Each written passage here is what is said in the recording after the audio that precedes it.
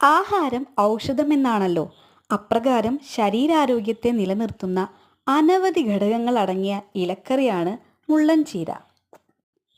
ജീവിതശൈലീ രോഗങ്ങളായ cholesterol, രക്തസമ്മർദ്ദം എന്നിവ കുറയ്ക്കാൻ കേമനാണ് ഇവൻ.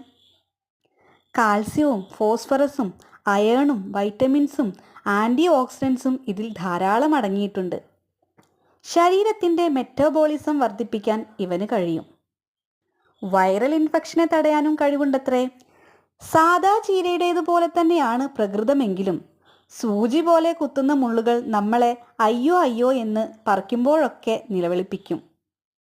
രോഗപ്രതിരോധ ശക്തിക്കും എല്ലുകളുടെ വളർച്ചയ്ക്കും രക്തവർദ്ധനയ്ക്കും ഒക്കെ ഇവനെ ഉപയോഗപ്പെടുത്താം.